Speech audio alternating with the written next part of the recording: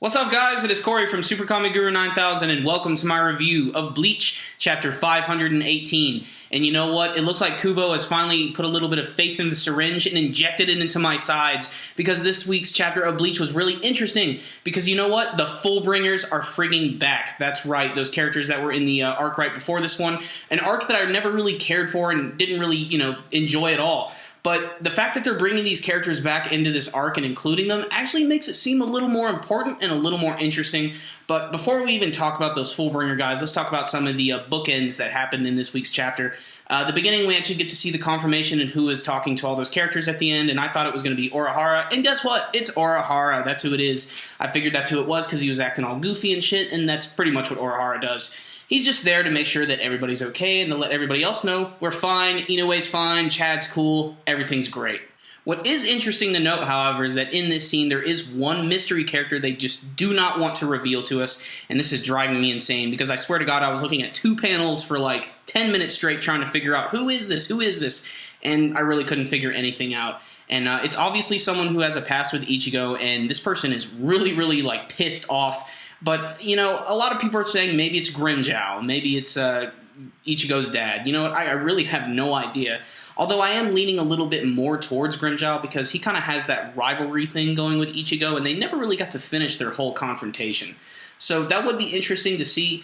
And apparently Urahara made some sort of arrangement with this guy, so I'm not quite sure what's going on there. But the middle part of the chapter, holy crap, this was awesome.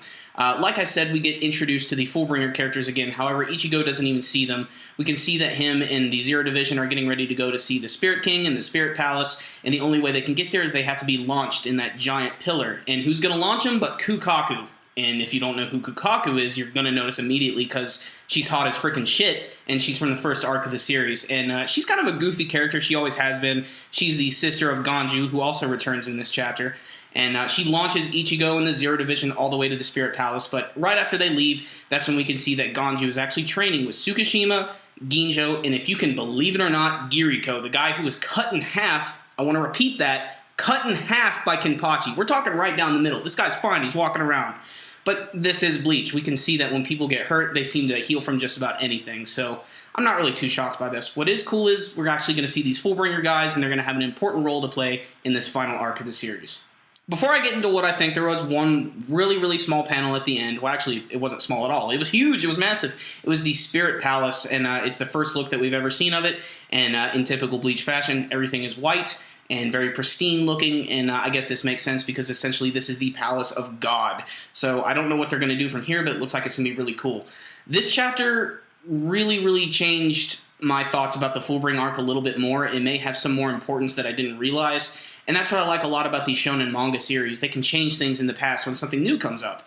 It's really interesting. But Giriko, I don't know how he's alive. I don't know how he survived that.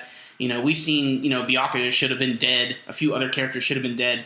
Hell, if fucking Giriko can survive being cut in half, then Yamamoto should fucking be alive at this point. That's bullshit. But still, I do think it's interesting that all these characters are coming back. They didn't actually show their faces, but it was very obvious that it was Tsukishima and Ginjo and everything. And it's just, I don't know if it diminishes their characters that they're still alive, because I felt it kind of was cool that they died because they kind of had their moment in the sun. They were done. And that was it for them. But if they're going to bring them back, I really hope they're going to do something interesting. More importantly, they're bringing Ganju back, who was a really weird character, because when he was first introduced, he was just this sort of like really goofy bandit who rode around on giant wild boars, and he was just there to be funny. And it looks like they're going to try and make him a little bit more serious this time around, and I'm interested to see what Kubo's going to do with that. Still, this was a really fun chapter. There really wasn't any action, but that's not what it was about. This is just more build-up to see how things are going to work out in the Spirit Palace. And I really appreciated the fact that they're going to bring back those Fullbring characters, because, the Fullbring arc just sort of happened and went away, and I'm glad they're finally bringing a little more, light to it. So there could be a lot of good things from this. So I'm going to drop a 9 out of 10 on this one. I just wish there was a little bit more explanation, and I want to know who that fucking mystery character is. I hate when they do that in these series, because it's just a hook to keep us reading. So, but still, I'm going to keep reading. You guys should definitely check this one out too. There's a lot of really big events that are getting ready to happen, so check it out. 9 out of 10. All right, guys, that's pretty much it for this week's chapter. But how did you feel about it? Do you like that the Fullbring guys are back? You can let me know with your comments below. And remember, guys, as always, if you like this video, make sure and give it a thumbs up. It really helps these videos out a lot. That concludes this review today. SuperKamiGuru9000, out.